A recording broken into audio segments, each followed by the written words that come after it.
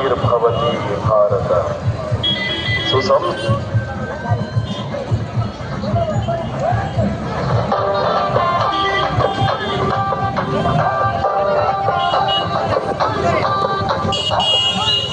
Guarantee ತಂದೋರು ಇವರೇ, ಓಡ್ಕೊಂಡು ತಿನ್ನೋರು ಇವರೇ, ಕೊಟ್ಟಿವಂದೋರು ಇವರೇ, ಬೆಳೆಯಲ್ಲಿ ಬೆಂಡೆತ್ತೋರು ಇವರೇ. ಬಲಗೈಲಿ ಕೊಡ್ತಾರೆ, ಎಡಗೈಲಿ ಕೇಳ್ತಾರೆ, ನಂಬಿದ ಪ್ರಜೆನ ಮುಖ ಜನರನ್ನ ಹರಿದು ಕೊಡ್ತಾರೆ. ಶೇಮ್ ಶೇಮ್ ಪಪ್ಪಿ ಸುಂದರ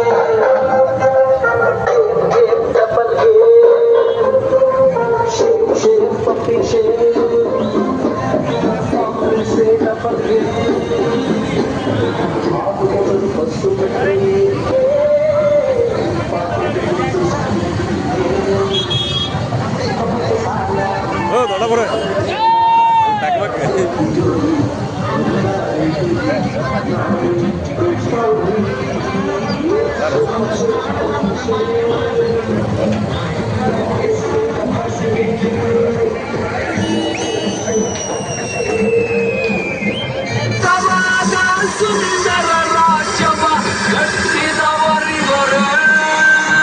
ಇದು ಗೆಲುವಿನ ಪಕ್ಷ, ಅಭಿವೃದ್ಧಿಯ ಪಕ್ಷ, ಕನ್ನಡಿಗರ ಪಕ್ಷ, ಇದು ಯುವಜನ ಪಕ್ಷ, ಸಾಮಾನ್ಯರ ಪಕ್ಷ, ಹೊಸತನದ ಪಕ್ಷ, ವಿಕಾಸದ ಪಕ್ಷ, ನಮ್ಮೆಲ್ಲರ ಪಕ್ಷ ಬಿಜೆಪಿ.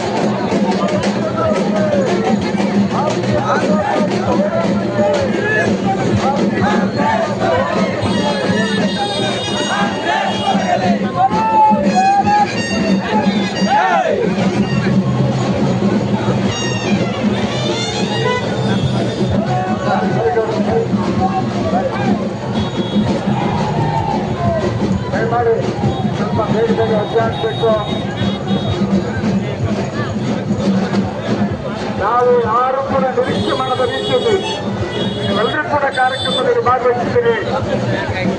ವಿಜಯಪುರ ನಗರದ ವಿಜಯಪುರ ಜಿಲ್ಲೆಯ ಪ್ರತಿಯೊಬ್ಬ ಭಾರತೀಯ ಜನತಾ ಪಕ್ಷದ ಕಾರ್ಯಕರ್ತನಿಗೆ ಭಾರತೀಯ ಜನತಾ ಪಕ್ಷದ ರಾಜ್ಯಾಧ್ಯಕ್ಷರಾದ ವಿಜಯೇಂದ್ರರಾಜಯವರ ಪರವಾಗಿ ನಿಮ್ಮೆಲ್ಲರಿಗೂ ಕೂಡ ಹೃದಯಪೂರ್ವಕವಾದಂತಹ ಅಭಿನಂದನೆಗಳನ್ನು ಸಲ್ಲಿಸುತ್ತೇನೆ. बोलो भारत माता की, बोलो भारत माता की, बोलो भारत माता की.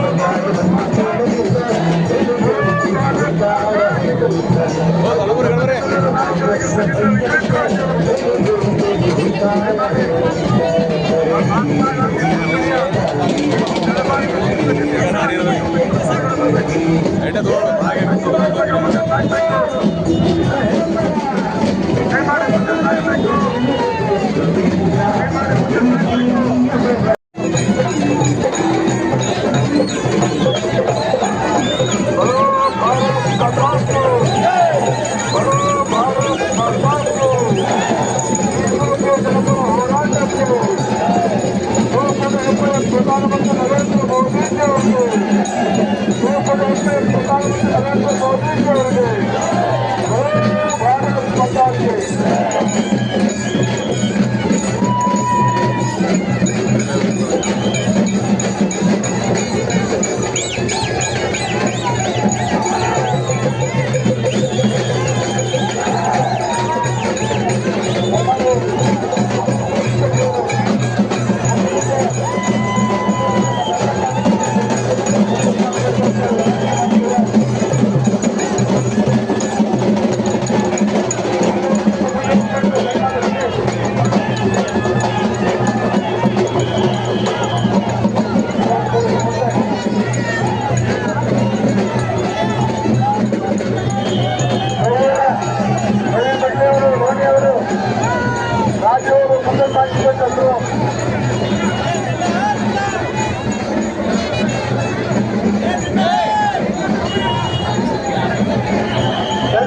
ಮಾಡುತ್ತಿರುವ ಕಾಂಗ್ರೆಸ್ ಸರ್ಕಾರಕ್ಕೆ, ಮಾಡುತ್ತಿರುವ ಕಾಂಗ್ರೆಸ್ ಸರ್ಕಾರಕ್ಕೆ, ಹಿಂದೂ ವಿರೋಧಿ ಕಾಂಗ್ರೆಸ್ ಸರ್ಕಾರಕ್ಕೆ, ಹಿಂದೂ ವಿರೋಧಿ ಕಾಂಗ್ರೆಸ್ ಸರ್ಕಾರಕ್ಕೆ. ಬಿಜಾಪುರದಲ್ಲಿ ನಮ್ಮ ಕಾರ್ಯಕರ್ತರ ಉತ್ಸಾಹವನ್ನು ನೋಡಿದ್ರೆ ಇದು ಕಾಂಗ್ರೆಸ್ ಪಕ್ಷದ ವಿರುದ್ಧ ಜನಾಕ್ರೋಶ ಯಾತ್ರೆನೋ ಅಥವಾ ಭಾರತೀಯ ಜನತಾ ಪಾರ್ಟಿಯ ವಿಜಯ ಯಾತ್ರೆನೋ ಅಂತ ಅನುಮಾನ ಬರುವಂತಹ ಎಲ್ಲರ ಕಾರ್ಯಕರ್ತರ ಪ್ರೀತಿ ವಿಶ್ವಾಸಕ್ಕೆ ಋಣಿಯಾಗಿದ್ದಾರೆ ಅಂತ ಹೇಳಿ ಸಂದರ್ಭದಲ್ಲಿ ದಯವಿಟ್ಟೆಲ್ಲ ಖರ್ಚಾಗಬೇಕು. ಎಲ್ಲ ಮುಂದೋಗಿ ದಯವಿಟ್ಟಲ್ಲ ಮುಂದೋಗಪ್ಪ, ತಮೇಶ್ವರ ಮುಂದೋಕೆ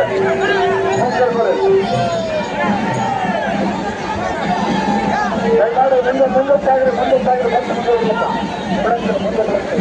ದಯಮಾಡಿ ಎಲ್ಲ ನಾನು ಬಂಧುಗಳು ಮುಂದೆ ಬರಬೇಕು, ನಮ್ಮ ಕಾರ್ಯಕರ್ತರು ಮುಂದೆ ಬರಬೇಕು.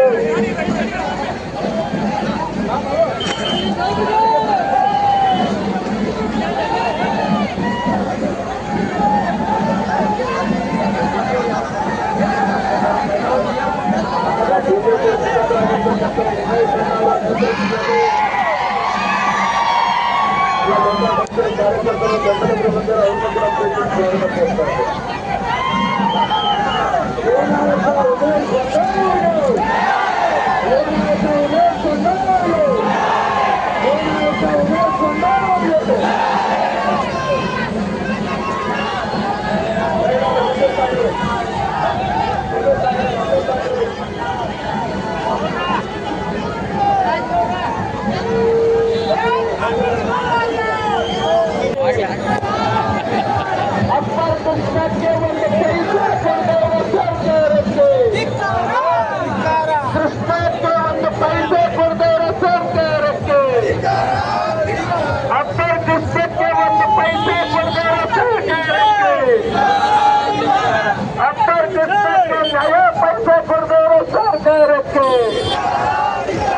ರಮೇಶ್ ಸಿದ್ದಡಿಗೆರವರಿಗೆ, ಶ್ರೀಯುತ ವಿಜೇಂದ್ರ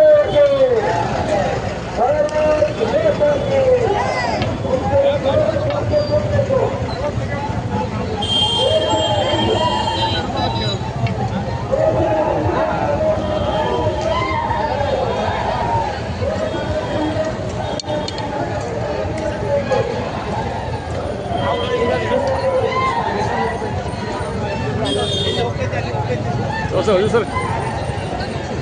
ಸರ್ ಸರ್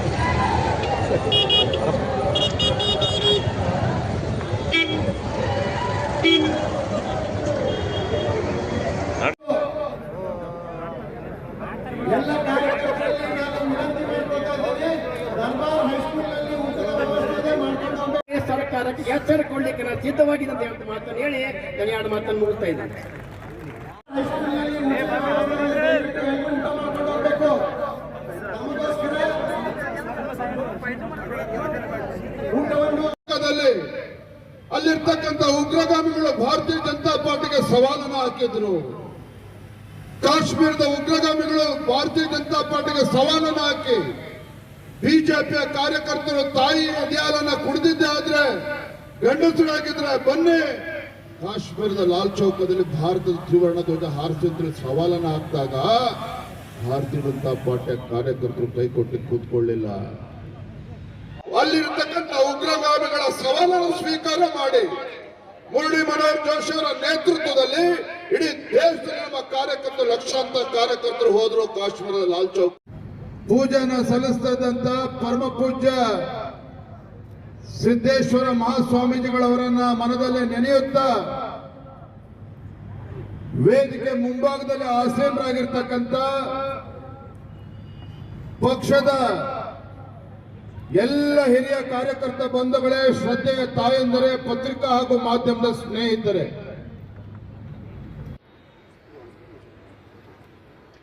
ಬಿಜಾಪುರದಲ್ಲಿ ನಡೀತಾ ಇರ್ತಕ್ಕಂಥ ಈ ಒಂದು ಐತಿಹಾಸಿಕ ಜನಾಕ್ರೋಶ ಯಾತ್ರೆಯಲ್ಲಿ 15-20 ಸಾವಿರಕ್ಕೂ ಮಿಗಿಲಾಗಿ ನಮ್ಮೆಲ್ಲ ಕಾರ್ಯಕರ್ತರು ತಾವೆಲ್ಲರೂ ಕೂಡ ಭಾಗವಹಿಸಿದ್ದೀರಿ. ತಮ್ಮೆಲ್ಲರಿಗೂ ಸಹ ತಮ್ಮೆಲ್ಲರ ಪ್ರೀತಿ ವಿಶ್ವಾಸಕ್ಕೆ ಋಣಿಯಾಗಿದ್ದೇನೆ ಅಂತೇಳಿ ಸಂದರ್ಭದಲ್ಲಿ ತಮ್ಮೆಲ್ಲರೂ ಕೂಡ ಮತ್ತೊಮ್ಮೆ ನಮಸ್ಕಾರನ ತಿಳಿಸ್ತಾ, ಬಂಧುಗಳೇ, ನಾನಿವತ್ತು ವೇದಿಕೆಯಲ್ಲಿರ್ತಕ್ಕಂಥ ಯಾವುದೇ ಮುಖಂಡರ ಹೆಸರನ್ನ ಹೇಳ್ತಕ್ಕಂಥ ಪ್ರಯತ್ನ ಮಾಡಿಲ್ಲ. ಕಾಂಗ್ರೆಸ್ನಲ್ಲಿ ಇರ್ತಕ್ಕಂಥ ದಲಿತರು ಬಾಯಿಲ್ಲ, ಮೂಗಿಲ್ಲ, ಏನೂ ಇಲ್ಲ. ಪಾಪ ಅವ್ರಿಗೆ ಬಾಯಿ ಮಾತಾಡಕ್ಕೂ ಬರೋದಿಲ್ಲ. ಇಂಥ ಗುಲಾಮಗಿರಿಯ ಕೆಲಸವನ್ನ ಯಾರೂ ಮಾಡಲ್ಲ. ಆ ರೀತಿ ಬಾಯಿ ಮುಚ್ಚಿ ಕುಳಿತಿದ್ದೀರಲ್ಲ, ದಲಿತ ಸಮುದಾಯಗಳು, ನನ್ನ ಜನ ಸರ್ವನಾಶ ಆಗಿ ಹೋಗ್ತಾ ಇದ್ದಾರೆ.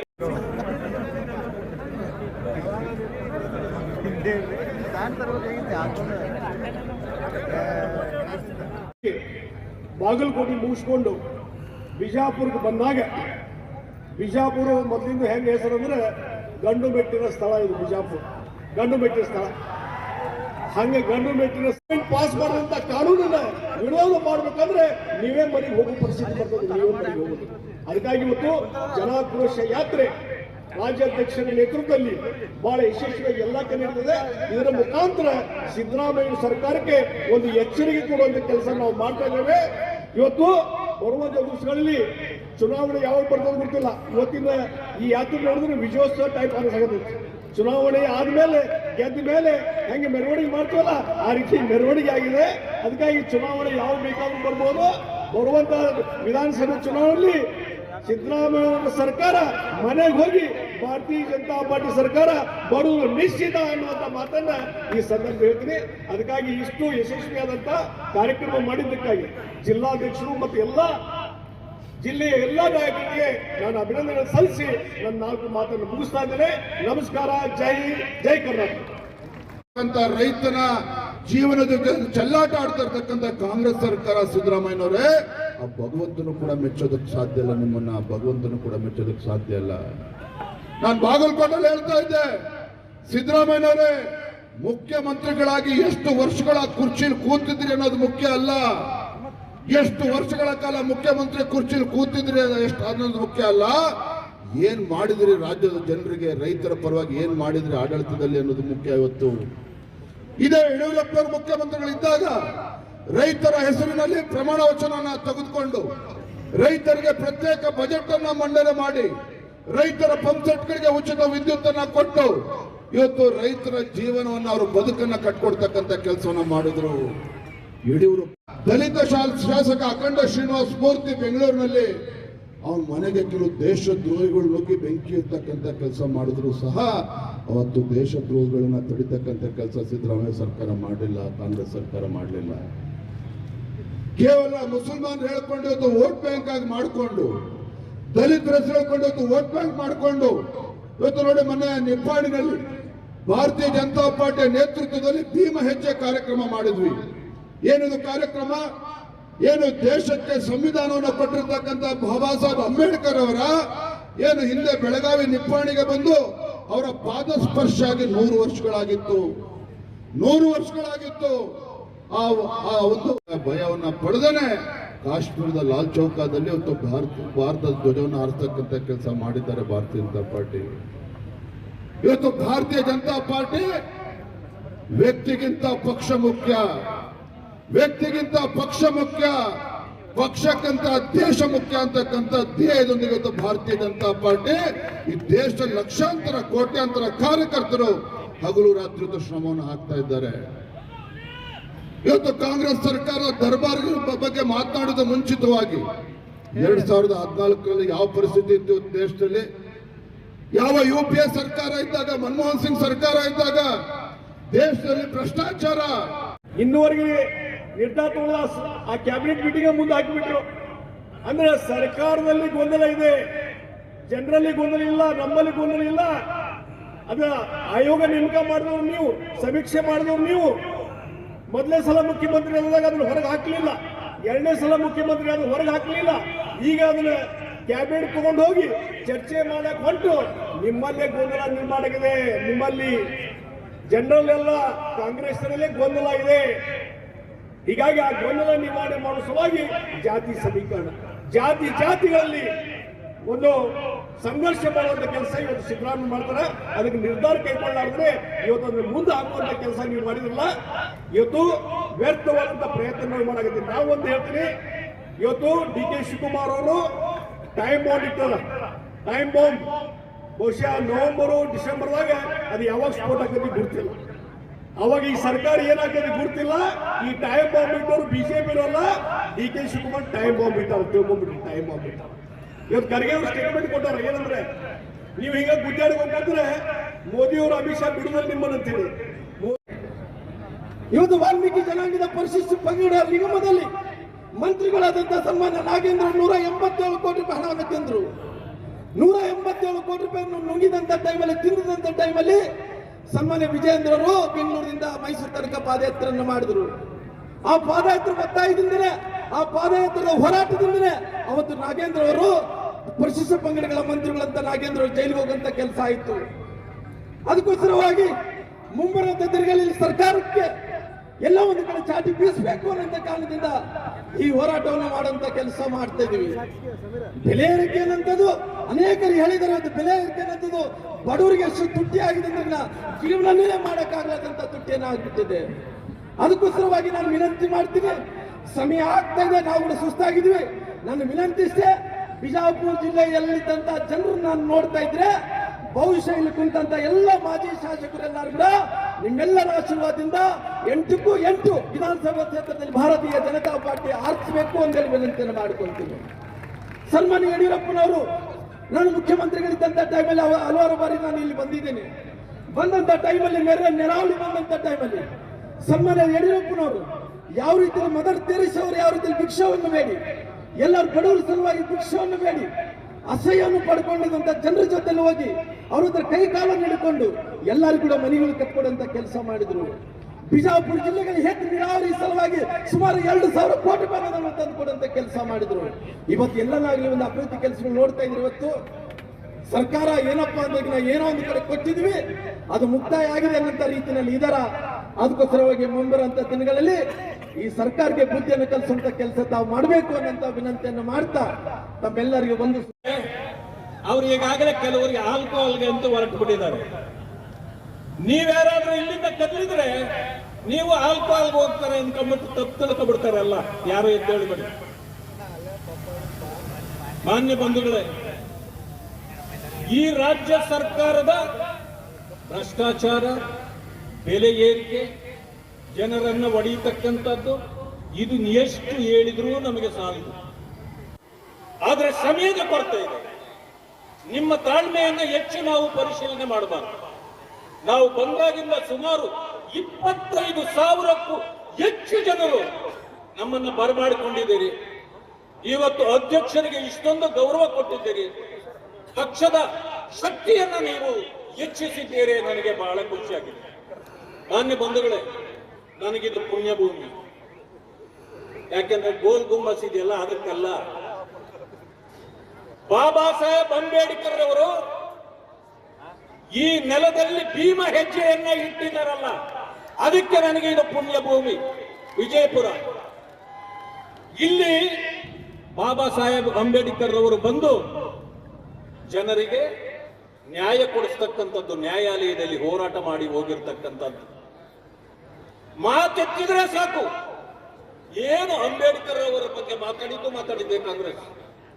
ಸಂವಿಧಾನ ಹಿಡ್ಕೊಂಡು ತಿರುಗಿಸಿದ್ದೆ ಬುಡಬುಡಿಕೆ ತರ. ಆದ್ರೆ ಹೇಳ್ರಿ, ರಾಹುಲ್ ಗಾಂಧಿ ಅವರು ಹೇಳ್ತಾರೆ ಸ್ವತಂತ್ರ ಬಂದ ಮೇಲೆ ಬಂದಿದ್ದಲ್ವಂತೆ ಸಂವಿಧಾನ.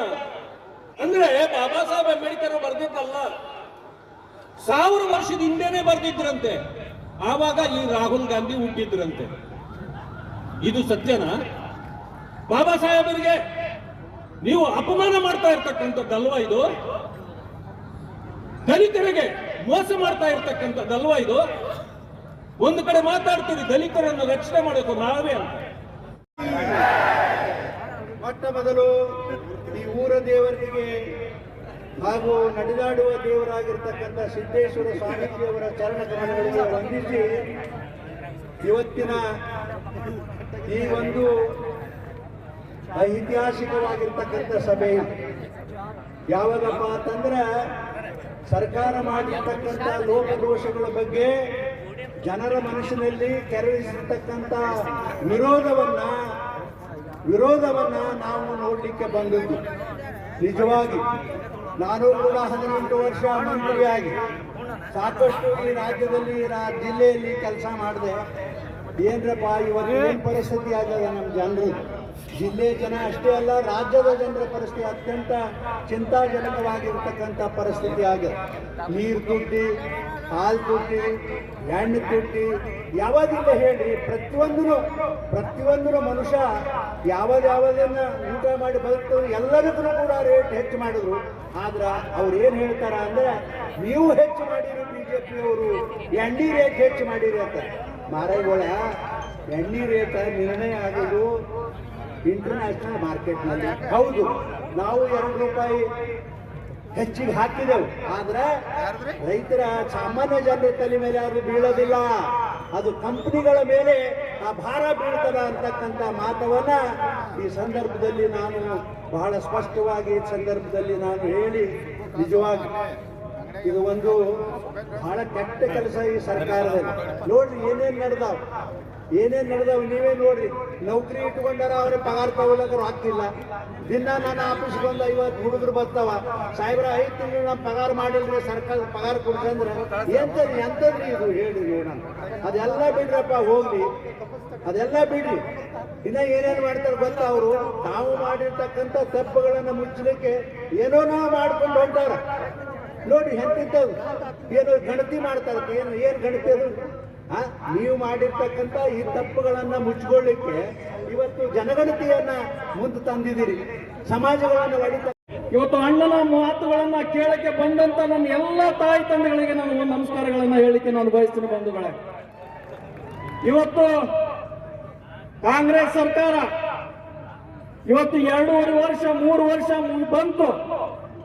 ಇಡೀ ರಾಜ್ಯಕ್ಕೆ ಕೊಡುಗೆ ಕೊಟ್ಟಂತ ಕೊಡುಗೆ ಏನು? 5 ಗ್ಯಾರಂಟಿ ಆಗಿ ಅವ್ರದ್ದು ಗ್ಯಾರಂಟಿನೇ ಇವತ್ತು ಮುಗಿದು ಹೋಗ್ಯದ. ಇವತ್ತು ಕಾಂಗ್ರೆಸ್ನವರು ಇವತ್ತು ನಮ್ಮ ಬಿಜಾಪುರ ಜಿಲ್ಲೆಯಲ್ಲಿ ಭಾರತೀಯ ಜನತಾ ಪಕ್ಷ ಸರ್ಕಾರ ನೀರು ತುಂಬುವ ಕೆರೆ ಯೋಜನೆಯನ್ನು ಕೊಟ್ಟಂತ ಇವತ್ತು ಯಾವನಾದ್ರೂ ಇದ್ರೆ ಅದು ಭಾರತೀಯ ಜನತಾ ಪಕ್ಷ ಸನ್ಮಾನ್ಯ BS ಯಡಿಯೂರಪ್ಪ ಸಾಹೇಬ್ ಅಂತಕ್ಕಂಥದ್ದು ನೆನಪಿಡಬೇಕಾಗ್ತದೆ.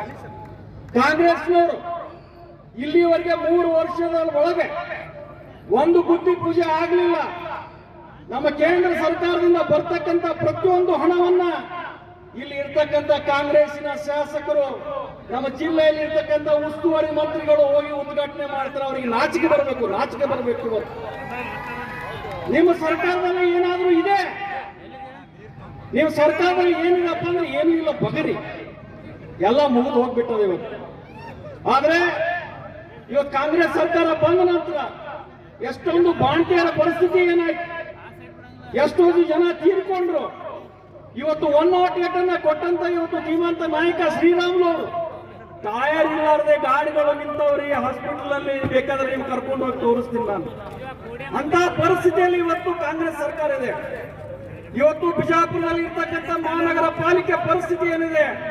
ಇವತ್ತು ಕಾರ್ಮಿಕರ ಪಗಾರ ಕೊಡ್ಲಿಕ್ಕೆ ದುಡ್ಡಿಲ್ಲ, KSRTC ನೌಕರಿಗೆ ಕೊಡ್ತಕ್ಕಂಥ ದುಡ್ಡಿಲ್ಲ. ಆದ್ರೆ ಇನ್ನು ಅನೇಕ ಇವತ್ತು ಈ ಕಾಂಗ್ರೆಸ್ ಸರ್ಕಾರ ಆಡಳಿತ ದುರಾಡಳಿತ ಕಿತ್ತು ಒಗಿಬೇಕು.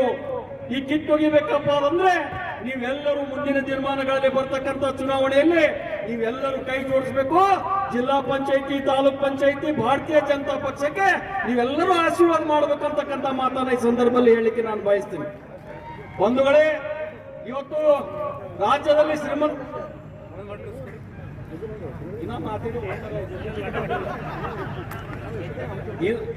ನಾನು ಹೇಳಿದಿಲ್ಲ, ನೀವು ಚೀಟಿ ಕೊಡ್ತಾರೆ ನನಗೆ ಅಂತೇಳಿ ಇರ್ಲಿ ಮುಗಿಸ್ತೀನಿ ನಾನು. ಸನ್ಮಾನ್ಯ, ಇವತ್ತು ನಾನು 4 ಸಲ ಇವತ್ತು ಬಬಲೇಶ್ವರ ವಿಧಾನಸಭಾದಲ್ಲಿ ಸೋತಿರ್ಬೋದು. ಇವತ್ತು ಸೋತರು ಕೂಡ ನನ್ನ ಬಬಲೇಶ್ವರ ವಿಧಾನಸಭಾ ಕ್ಷೇತ್ರದ ನನ್ನ ಜನ ಇವತ್ತು ಪ್ರತಿ ಚುನಾವಣೆಯಲ್ಲಿ ನನಗೆ 13 ರಿಂದ 15 ಸಾವಿರ ಮತಗಳನ್ನು ಹಾಕಿಕೊಟ್ಟಿದ್ದಾರೆ. ಅವರ ಋಣದಲ್ಲಿ ನಾನು ಇದ್ದೀನಿ ಅಂತಕ್ಕಂಥ ಮಾತನ್ನು ಹೇಳಿಕ್ಕೆ ನಾನು ಬಯಸ್ತೀನಿ. ಬಂಧುಗಳೇ, ನಾನು ಸೋತರು ಕೂಡ ಇವತ್ತು ನನಗೆ ರಾಜ್ಯದಲ್ಲಿ ಗುರುತಿಸಿ ಇವತ್ತು ಯಾವಾಗಾದ್ರೂ ಕೂಡ ಯಾರ ಮನೆಯಲ್ಲಿ ಒಂದು ಕಪ್ ನಾವು ಚಹಾ ಕುಡಿದಿದ್ರೆ ಅದು ಅರಿವು ಇಡಬೇಕಾಗ್ತದೆ. ಇವತ್ತು ಸನ್ಮಾನ್ಯ BS ಯಡಿಯೂರಪ್ಪ ಸಾಹೇಬರು ನನ್ನನ್ನು ಗುರುತಿಸಿ ಈ ರಾಜ್ಯದಲ್ಲಿ ಒಬ್ಬ ನಿಗಮನಾಧ್ಯಕ್ಷ ಮಾಡಿದ್ರಲ್ಲ, ಅವರ ಋಣದಲ್ಲಿ ನಾವು ಇರಬೇಕಾಗ್ತದೆ. ಬಂಧುಗಳೇ, ಋಣದಲ್ಲಿ ಇರಬೇಕಾಗ್ತದೆ. ಆದ್ರೆ ನಿಮ್ಮೆಲ್ಲರಿಗೆ ನಾನು ವಿನಂತಿ